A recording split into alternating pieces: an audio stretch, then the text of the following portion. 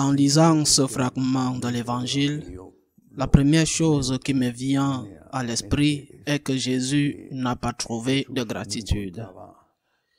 Il n'a pas trouvé de réponse, même chez ceux qui venaient de recevoir un miracle. La lèpre était considérée comme incurable, et plus encore, elle était considérée comme une malédiction divine. C'était la preuve que cette personne avait commis un péché grave. Bien sûr, ce n'est pas le cas, mais dans cette culture, ils le pensaient, ils le croyaient. Le lépreux était un maudit, non seulement parce qu'il était contagieux, mais aussi parce que Dieu l'avait marqué d'un signe qui indiquait qu'il avait été maudit par Dieu. La lèpre était alors terrible. Ils devaient donc vivre en dehors des villages. Même leur famille ne pouvait pas les approcher. Bref, une situation très difficile jusqu'à leur mort. Jésus rend un grand service à ce lépreux. Il le guérit de la lèpre, le rétablit dans la communauté, lui permet de mener une vie normale, de rencontrer sa famille, enfin, de profiter de la vie comme une personne normale peut en profiter, avec ses affaires, bien sûr. Face à cela, il y avait aussi une réponse qui pouvait être celle d'accomplir ce que le Seigneur lui demandait. Au contraire, ce bénéficiaire, ce chanceux, se révolte contre Jésus. Il ne voulait certainement pas le faire, je ne sais pas, mais il s'est révolté contre le Christ et l'Évangile dit que le Seigneur ne pouvait plus entrer ouvertement dans aucun village et devait rester dans des lieux solitaires. Il ne pouvait même pas trouver une auberge quand il évangélisait d'un endroit à l'autre. Il était comme quand il est né à Bethléem, devant dormir en plein air sous un arbre dans des grottes, parce qu'il avait fait une grande faveur, un grand miracle à une personne malade. Telle était la situation. Appliquons cela à notre vie. Je pense qu'il y a 3 types de personnes, synthétisant beaucoup. Il y a ceux qui n'ont pas la foi. Ils n'ont pas la foi, je veux dire, ils n'ont pas la foi catholique. Il est certain que parmi ceux qui n'ont pas la foi catholique, il y a aussi de nombreux groupes, ceux qui n'ont aucune foi, ceux qui ont foi en d'autres dieux.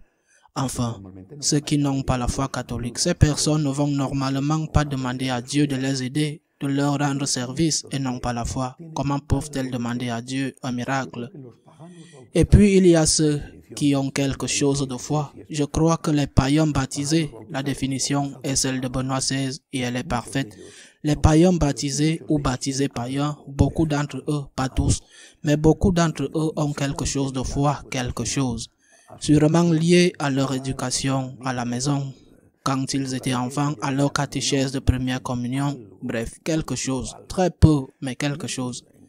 Et ceux-ci, dans des cas extraordinaires, en grande difficulté, vont encore à Dieu. Je ne dis pas qu'ils vont au temple, mais au moins à l'intérieur d'eux, ils vont encore à Dieu, où ils demandent à leur mère, à la vieille dame, à la grand-mère, « Prie pour moi ». Parfois les jeunes, lorsqu'ils ont des examens, disent à leur mère, « Toi qui vas à la messe, prie pour moi », ce qui signifie qu'ils ont une certaine foi. Je pense que cette foi ne suffit pas. Et puis il y a ceux d'entre nous qui avons la foi, où cette foi nous a, parce que c'est un don extraordinaire. Nous ne sommes meilleurs que personne, nous ne sommes pas supérieurs, mais nous avons le don de la foi. Nous l'avons reçu gratuitement, cela ne nous rend pas supérieurs. Le problème est de savoir ce que nous faisons, nous qui avons la foi, ce que nous faisons, nous qui sommes baptisés. Parce que ce lépreux avait la foi, il n'était sûrement pas parmi les disciples, il était lépreux, c'est-à-dire qu'il ne pouvait pas être dans un groupe, dans une communauté. Cet homme ne croyait sûrement pas en Jésus-Christ en tant que Dieu. Enfin, tout cela était très naissant. Mais il avait foi en la puissance du Christ. Il dit, si tu le veux, tu peux me purifier, si tu veux. Et aussi, il avait de l'humilité. Si tu le veux, il ne dit pas, purifie-moi ou j'ordonne de me guérir. Si tu veux, je sais que tu peux le faire. Je te demande, s'il te plaît, de m'aider. Si tu veux me guérir. Nous avons affaire à un croyant. J'insiste, à sa façon. Nous n'allons pas lui demander la foi de celui qui avait déjà vu le Christ ressuscité. C'est un croyant. Et c'est un croyant qui demande de l'aide. et il la demande avec humilité. Si tu le veux, tu peux me purifier. Cette première étape, dans ce cas particulier, est parfaite. Seigneur, j'ai besoin de ton aide. Je crois en toi. Je crois en ton pouvoir et je crois en ton amour. Seigneur, aide-moi s'il te plaît. Je pense que cette première étape est impeccable. Puis vient le miracle et c'est très beau quand Jésus dit, quand l'évangéliste dit, qu'après avoir entendu cette demande, si tu veux, tu peux me purifier. L'évangéliste dit, compatissant. Encore une fois, la compassion de Jésus, la miséricorde de Jésus, compatissant. Dans ce cas, le Seigneur ne faisait rien parce qu'il voulait attirer l'attention sur lui devant ses disciples afin qu'ils sachent qu'il était Dieu, ou devant les gens pour qu'ils écoutent plus assidûment son message serait mieux reçu. D'après ce que nous verrons plus tard, Jésus ne voulait pas attirer l'attention, il voulait passer inaperçu, il ne voulait pas que les gens remarquent les miracles parce qu'ils oublieraient peut-être son message. Cependant, Jésus était compatissant, il avait de la compassion, il était la pure miséricorde. Ces gens, ces personnes, tant de gens qui sont venus à lui pour être aidés. Et le cœur miséricordieux de Jésus, la divine miséricorde de Dieu, compatissait. Jusqu'ici, c'est parfait. Quelqu'un qui a la foi et l'humilité, qui demande de l'aide. Le Seigneur, qui a de la compassion parce qu'il est la miséricorde divine, fait un miracle. Je le répète, un grand miracle. Il fait un miracle. Jusqu'ici, c'est parfait. Qu'est-ce qui devait arriver ensuite? Le Seigneur n'a demandé qu'une chose à ce bénéficiaire. Il ne lui a demandé qu'une chose. Et il l'a fait parce que c'est ce dont Jésus avait besoin à ce moment-là. Écoute, n'attire pas l'attention sur toi. Ne me trahis pas parce que je ne veux pas avoir d'ennui. Je ne veux pas avoir de problème. Il ne semble pas que cela ait eu lieu un samedi, mais cela aurait créé des problèmes pour lui aussi. Mais pour le dire simplement, je dois faire profil bas. Je suis en train d'évangéliser, je prêche. S'il découvre que je t'ai guéri, je ne pourrai plus rien faire. Je vais devoir partir. Il a dû s'enfuir à plusieurs reprises. Il y a des moments dans l'évangile où il a dit qu'il était tellement entouré que c'était dangereux pour sa vie. Il devait monter dans un bateau et prêcher depuis le rivage. Jésus a demandé quelque chose à cette personne. Et cette personne, qui devrait être pleine de gratitude, a retourné le don de Dieu contre le Christ. Ce n'est pas la première fois que cela arrive au Seigneur. Ce n'est pas la première fois. Il y a eu un cas encore pire, lorsqu'il a guéri un paralytique et que celui-ci est allé dénoncer le Christ. Le paralytique est devenu un témoin contre le Christ. C'est la goutte d'eau qui fait déborder le vase. Mais dans ce cas, bien que cela ne soit pas arrivé, il s'est retourné contre le Christ. Il s'est retourné contre Dieu parce qu'il a fait du tort au Seigneur en lui désobéissant. Je pense que c'est le but de notre méditation. J'y pense souvent en l'appliquant à moi-même. Qu'est-ce que je fais? Qu'est-ce que j'ai fait? Qu'est-ce que je ferai des dons de Dieu? Parce que je peux avoir la foi. Nous pouvons avoir une vraie foi et nous pouvons avoir l'humilité, les deux choses. Seuls les lépreux les avaient. Seigneur, je crois que tu le peux. Je t'en supplie. Aide-moi. Et le Seigneur te guérit. Par exemple, il te guérit par la confession. La confession fait disparaître la lèpre. Elle l'enlève. Tu te sens à nouveau propre, inséré à nouveau dans la communauté de ceux qui sont dans la grâce de Dieu. Tu peux renaître en tant qu'enfant. C'est un cadeau extraordinaire. Outre le fait que le Seigneur fait aussi des miracles physiques en de nombreuses occasions. Mais la confession est le miracle par excellence. Elle pardonne tes péchés. Que fais-tu ensuite? Tu es déjà en grâce ou tu as déjà reçu ce cadeau, quel qu'il soit. De nombreuses personnes meurent avec le virus, mais d'autres non. Je connais des gens qui sont désespérés. Un de mes amis, que les médecins avaient dit « il n'y a plus rien à faire » et sa fille m'a écrit pour me dire « mon père est prêt à mourir ». les médecins ont déclaré que sauf miracle, il ne sera pas sauvé. Et il a été sauvé, c'est-à-dire que le Seigneur fait des miracles continuellement. Je ne sais pas pourquoi, à d'autres oui, et à d'autres non, c'est vrai. Mais bon, ceux qui reçoivent le miracle doivent le remercier. Qu'est-ce que je fais du don de Dieu? Nous devrions nous poser cette question tous les jours.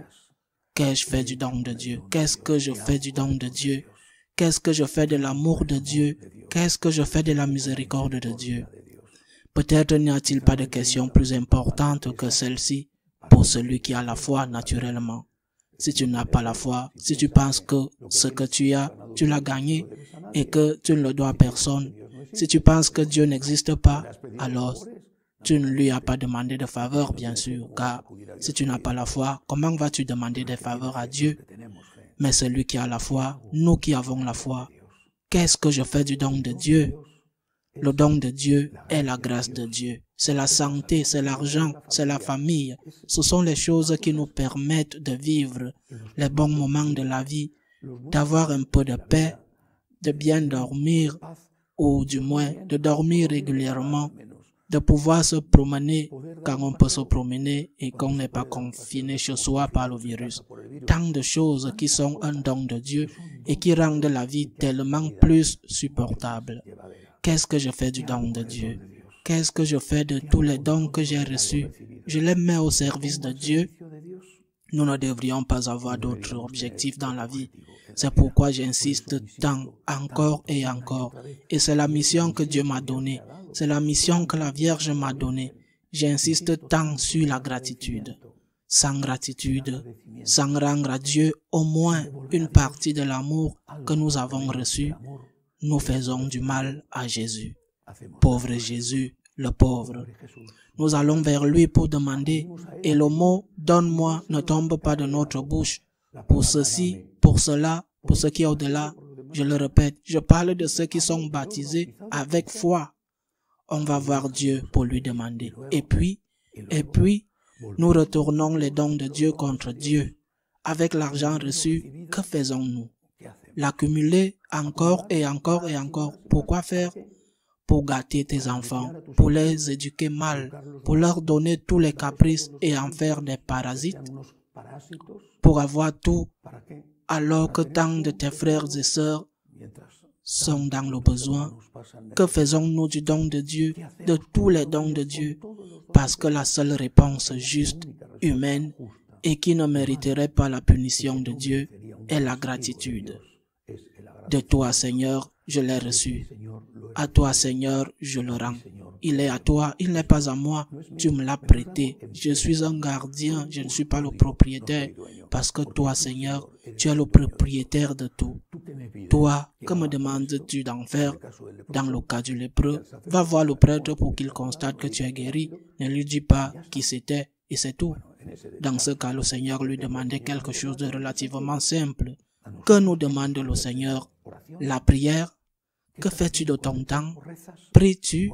Il nous demande de prier, il nous demande de l'accompagner, la prière. Que nous demande encore le Seigneur? Il nous demande de la compassion, comme il a de la compassion pour les autres, compassion pour notre prochain. Il nous demande aussi d'être capable de pardonner, parce qu'il nous a pardonné.